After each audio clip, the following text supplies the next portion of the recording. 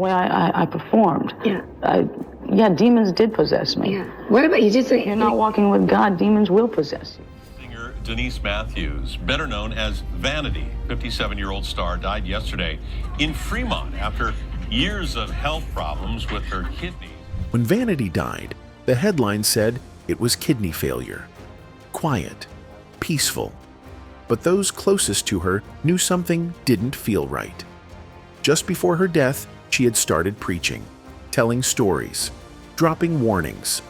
I was so miserable the entire time that I was Vanity. I spent so many days and so many nights crying, hating who I'd become.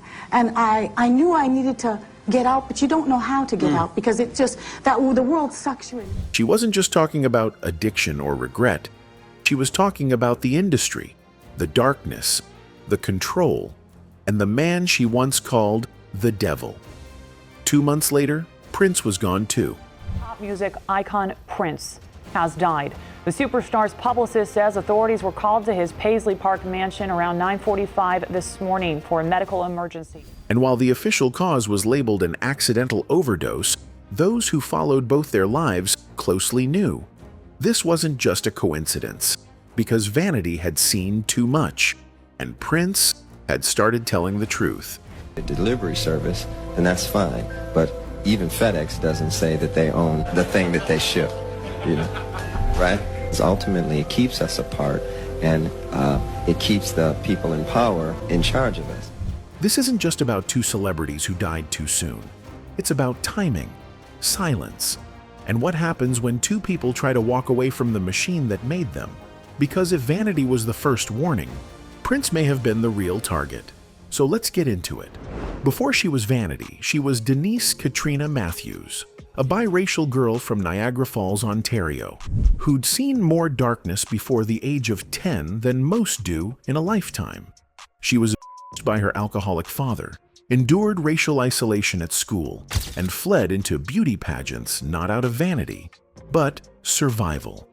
At just 18, she won the Miss Niagara Hospitality title and tried her luck in modeling. But nothing prepared her for what would happen the night she met Prince. It was 1980, the American Music Awards. Prince spotted her in the crowd and didn't just see potential, he saw himself, or at least his reflection. His idea was outrageous. Rename her. She refused. So he settled on Vanity, because, as he once told Rolling Stone, she was the female version of me. How'd the name Vanity come about? Why'd you choose that? I didn't choose it, actually. Prince chose it. Prince was the one who chose it? Yeah, he named me Vanity. Do you like it? Yeah, I like it. Yeah. It took a while, though, you know. I'm just, actually, for the last year, I've just become really comfortable with it. He built a group around her, Vanity 6, 3 women, 6 minimal clothing, and maximum shock value. Their breakout song, Nasty Girl, was raw, sultry, and wildly explicit. I'm looking for a man to love me, like I've never been loved before. Behind the scenes, it wasn't just music. Prince and Vanity became inseparable. She was his lover, muse, and co-writer. She helped script Purple Rain, and the lead role was written with her in mind. The vision was set. Prince and Vanity would rule the 80s together. Music, film, fashion, icon status. But something shifted. Some say Prince got possessive. Others say Vanity got tired of being molded. Their relationship was as passionate as it was volatile. By 1983, it was over, both romantically and professionally. Back in the day when I was Vanity, former Vanity, the actress and the singer and the model, some whatever that was kind of like a stage name, wasn't it? Yes, it was. You know, and it was a bad stage name, wasn't it bad? No, the meaning of it, it means worthlessness. When Vanity left Minneapolis, Prince didn't even attend her goodbye party. Prince recast the Purple Rain lead with Apollonia Kotero and renamed the group Apollonia 6. Vanity was written out of the empire she helped build. For a while, she stayed graceful, told interviewers she still loved him, that he was her teacher, that they were like Richard Burton and Elizabeth Taylor. But in truth, Vanity's life began spiraling after Prince. Her solo albums didn't match the success of her past work. Her movie roles, The Last Dragon, Action Jackson, were cult favorites at best. Without Prince's guidance, her fame started to slip. Without his structure, her life began to collapse. And here's the part no one really wants to talk about. Prince had the machine, the label, the power. Vanity only had herself. And when she stepped away from him, or was pushed, the industry didn't catch her. They let her fall. Hard. Oh, I was a mess. I was deeply wounded in my spirit, and I was all flesh. Vanity, well, that's why I say blame it on vanity, because that's all about the flesh, and that's who I was. And I wanted so, I was so miserable the entire time that I was Vanity. And that misery would take her down roads darker than even Prince could imagine. When Vanity walked away from Prince, she didn't just lose a man. She lost the machine that made her. But she didn't slow down. She tried to outrun the fallout by reinventing herself as a solo artist. In 1984, she signed with Motown and dropped Wild Animal, followed by Skin on Skin the next year. The music was still provocative, the visuals still daring, but something had shifted.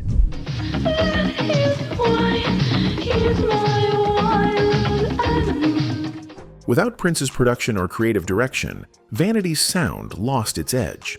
Her debut solo single, Pretty Mess, made some noise, but it didn't carry the same cultural weight as Nasty Girl. And despite the media's obsession with her, critics didn't take her seriously. Vanity, what part does sex appeal play in your success, in the success of the group, I mean? I would possibly say that it plays a lot of it plays a great deal part, especially us in our lingerie. That quote became a curse. Instead of being seen as bold or empowered, Vanity was typecast as a symbol who couldn't shake the Prince label. She was trying to be an artist, but the industry only wanted the lingerie-wearing vixen, so she leaned into it. She posed for Playboy, landed roles in cult films like The Last Dragon and Action Jackson. She became a fixture in the tabloid circuit, not for her work, but for her wild lifestyle. And then came Nikki Sixx. Vanity's relationship with the Mötley Crüe bassist pushed her into a dangerous spiral. Both were deep into drugs, particularly crack. Nikki wrote in his journal about freebasing all night with Vanity, then kicking her out at 8 a.m. because she started getting crazy and talking about God. I was so messed up on drugs, and I never believed that I could actually be delivered from it. Her addictions nearly killed her more than once. She lost a kidney in 1987. In 1994, she suffered a near-fatal overdose. Her blood pressure hit 250 over 190. Her organs began to shut down. She was told she had 3 days to live. But she didn't die. Not yet. Instead, Denise Matthews, the woman behind Vanity, came back from the edge, different. She threw out her stage name, burned her old photos, and gave her life to Jesus Christ. It wasn't a gimmick. It was a total rebirth. She became a born-again Christian, an evangelist, a woman who went from the cover of Playboy to preaching in small-town churches, warning others not to follow her path. I tell everybody about Jesus. I mean, that, like David said, King David said, I have set the Lord always before me. And because he's at my right hand, I cannot be moved. If I'm in the grocery store, you say hello, I say, oh, thank you. That to me is a total in to talk to you about Jesus. But salvation didn't bring riches. She was broke. Her memoir, Blame It on Vanity, went out of print. Her marriage to ex-NFL player Anthony Smith ended in divorce, and he was later convicted of multiple murders. She launched a GoFundMe in 2014 to help cover her medical bills after undergoing over 20 surgeries. It raised less than $7,000. Behind the pulpit, she was healed. But behind closed doors, she was still in pain. Daily dialysis, intestinal damage, physical scars from a life lived too hard. And through it all, one name kept coming up in her sermons: Prince. Sometimes she spoke of him lovingly, other times Not so much. In one sermon, she referred to him as the devil and a short cat who still doesn't know Jesus. It shocked many, especially since he had always spoken of her with tenderness. And when Vanity died on February 15th, 2016, just weeks before her 58th birthday, it felt like the final chapter in a tragic story. But 2 months later, the story would flip entirely. On April 21st, 2016, Prince, the man who made her Vanity, was found unresponsive in an elevator at his Paisley Park estate. The cause, a fentanyl overdose, officially labeled an accident. Unofficially, theories exploded. He said those words just one day after Vanity passed, on stage, visibly shaken. Prince dedicated his entire performance in Melbourne to her, opening up in a way he rarely did. He wasn't just mourning, he was warning. And for those who had followed Prince closely in his final years, this wasn't just a personal loss, it was the first domino. See, Prince had become more outspoken in his final decade. He spoke openly about artist exploitation in the music industry, about master recordings, about spiritual warfare, about chemtrails and media manipulation. To some, he was turning into a conspiracy theorist. To others, a prophet. Delivery service, then that's fine. But even FedEx doesn't say that they own the thing that they ship, right? Because ultimately it keeps us apart, and it keeps the people in power in charge of us. So ultimately we're going to have to learn how to be together and become one people. What I've been doing recently is studying the scriptures. In 2014, he won back ownership of his entire catalog from Warner Brothers. He started dropping music independently. He refused to put his work on streaming services. He didn't just challenge the system, he defied it. And that's where the suspicions begin. Vanity, too, had distanced herself from the industry. After her overdose, she called Hollywood evil. She renounced her past, destroyed her memorabilia, and warned people during sermons about the dangers of fame. Both she and Prince had found religion. Both had withdrawn from public spectacle. Both died at the age of 57, 2 months apart. And for some people, that's just too neat. Rumors started swirling that Vanity's death was a message, that someone was reminding Prince just how vulnerable he really was, that Vanity had been eliminated first to shake him, to warn him. There's no evidence to prove it. But in the world of celebrity power and record label control, some things are hard to ignore. Prince's death involved counterfeit pills laced with fentanyl. He had no prescription for fentanyl, and yet his system was filled with it. He had sought help for opioid dependency just days before. He even met with a specialist the night before he died. So how does someone that careful, that calculated, suddenly wind up dead from a fake pill? It doesn't sit right. And what about Vanity? Did she know something? Did she tell him something before she died? Was her death really from illness? Or was she the first domino? And if this sounds far-fetched, consider this. After Prince's death, his estate immediately became a battleground. Millions at stake, control over unreleased music, ownership disputes, legal chaos, just like he warned. Vanity's death might have been seen as the end of her story, but in reality, it might have been the beginning of his final chapter. And if the theories are right, if Prince was silenced, then Vanity wasn't just a casualty, she was a trigger. But what exactly was she running from in those final years? In her final years, Vanity rarely spoke about her past, and when she did, it wasn't with nostalgia, it was with regret. She referred to her old self as dead. The name Vanity became a curse word in her vocabulary.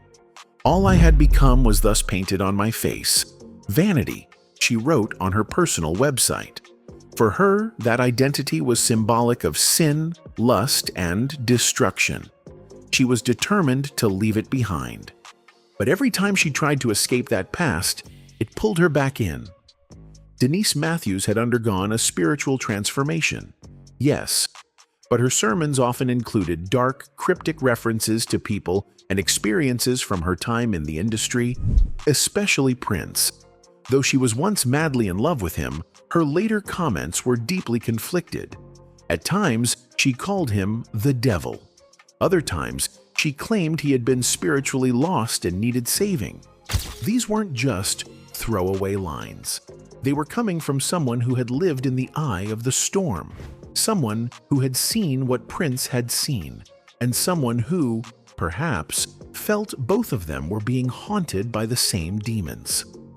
She once said in a sermon, "I used to tell people I was the finest woman alive, and I believed it. But that wasn't confidence. That was delusion, and it was killing me." She didn't just mean she meant the lifestyle, the fame, the pressure to be more than human. And yet, the deeper she went into her faith, the more unprotected she seemed in the real world. In her memoir, Blame It on Vanity, she hinted at relationships in the industry. She described the emptiness of being worshipped for her body while her soul was decaying. She talked about demons, literal and spiritual, that followed her after she left Prince's circle. And then came something even more disturbing. After her death, her pastor released a book titled The Secret Diaries of Vanity, a posthumous publication that Vanity herself never approved. It included private writings, details she may have never wanted the public to see, and controversial interpretations of her spiritual visions. It sparked outrage online. Some called it a betrayal. Others wondered if it was part of a larger effort to control the narrative after her death, to suppress whatever truths she hadn't yet revealed. Because Vanity was starting to talk. And if you want to understand why that mattered so much, you have to go back to where it all began, to the moment her world and Prince's collided on a global stage. In 1983, Vanity was at the peak of her fame. She was everywhere, on stage with Prince, on magazine covers, in music videos that blurred the line between performance and fantasy. But behind the scenes, tension was growing.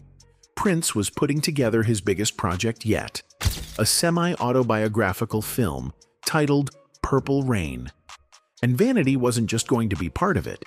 She was supposed to be the female lead. She wasn't just acting in it. She had helped write the early script. The character was loosely based on her real life. The story, the image, the romance, all of it was shaped around their relationship. Vanity was meant to be the queen in Prince's cinematic kingdom. But just before filming started, she walked away. Or maybe she was pushed. The official story was creative differences. Vanity wanted to pursue a solo career. She wasn't comfortable with the direction of the film, so she left the project, and Prince quickly replaced her with Apollonia Cotero. The group Vanity 6 was renamed Apollonia 6. The film was restructured, her contributions quietly scrubbed from the credits. But Vanity never fully told the real story behind that departure. And what little she did share came years later, after she had left the entertainment world entirely. Some insiders have claimed that Vanity was growing uncomfortable with how controlling Prince had become. Others say she felt like her identity was being swallowed by his brand, that she was no longer her own person, just an accessory to his image. And then there's the spiritual angle. She later told audiences that she was being pulled into darkness at that time. Whether she quit or was forced out, the result was the same. She lost her claim to Purple Rain, the movie that would become a cultural juggernaut. And just like that, Vanity disappeared from the spotlight Prince had created. Without the film's momentum, her solo career struggled. Her next albums underperformed. The media no longer treated her like a star. They treated her like a scandal. As the fame faded, the whispers got louder. Was she difficult to work with? Had she burned bridges? Was she mentally unstable? Nobody asked how it felt to build something, only to have it erased. Even Vanity herself seemed haunted by what happened. In interviews, she would often get quiet when Purple Rain came up. At times, she praised Prince. At others, she criticized him. She once described him as someone who needed more than love, implying that the connection they shared had been sacrificed for ambition. But here's the part people miss. Purple Rain wasn't just a movie. It was a blueprint. It launched Prince into superstardom. It made him untouchable. And for Vanity, being written out of that story meant being erased from a legacy she helped create. She had always thought they'd be like Burton and Taylor, on and off through the years. But that never happened. Instead, she spent the rest of her life being the woman Prince made and then forgot. And when she tried to redefine herself, to preach, to heal, to survive, the media still called her Prince's ex, like that was all she ever was. But that label came with more than lost opportunity. It came with a target, because being close to Prince meant seeing behind the curtain. And Vanity saw everything, which makes what happened to her, and to him, feel less like coincidence, and more like cleanup. But Vanity wasn't the only one left shattered after leaving Prince's circle. She was just the loudest about what she saw.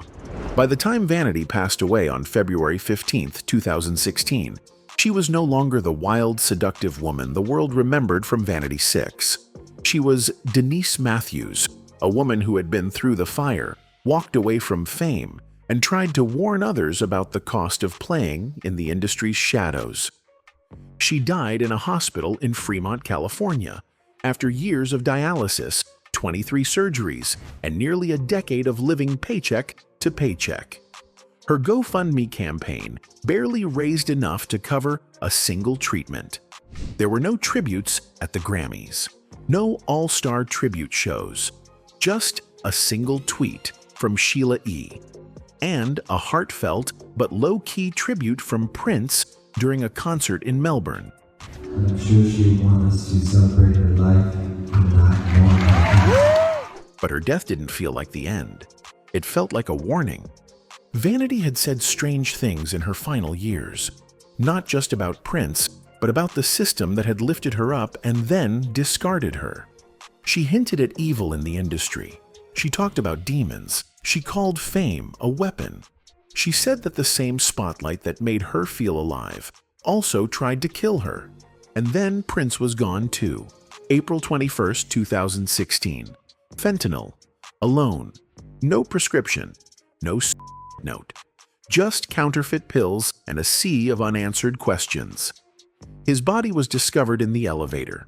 The same elevator he once sang about in Let's Go Crazy, when he said, "If the elevator tries to bring you down, go crazy. Punch a higher floor." After his death, the theories came flooding in. Prince had reclaimed his masters. He was talking too much about record labels, about God, about ownership. Some believed he was silenced, just like Michael, just like Whitney. And Vanity? Some said she was the first step, that her death was a signal, a soft message. Because Vanity knew things. She had lived with Prince, loved him, argued with him, watched him build empires and tear them down. She knew the players, the people behind the curtain, the rituals, the control, the fear. And she was starting to talk. Her book, Blame It on Vanity, was only the beginning. The posthumous Secret Diaries of Vanity, released without her consent, added fuel to the fire, filled with cryptic journal entries, references to hidden truths, and visions she claimed were divine. But those secrets died with her. Or maybe they were buried with her. What remains is a trail of broken pieces, a life that never got closure, a voice that never got justice, and a pattern that's almost too precise to ignore. Two souls, two believers, two artists who tried to leave the game, and within weeks of each other, they were both gone. Vanity was many things: a beauty queen, a rock star, a addict, a preacher. But more than anything, she was a witness to Prince, to fame, to the price of survival in a world that punishes honesty and rewards silence. And in the end, her story isn't just about death, it's about what she tried to say while she was still alive. Anyway, That's it for this video, folks. Bye.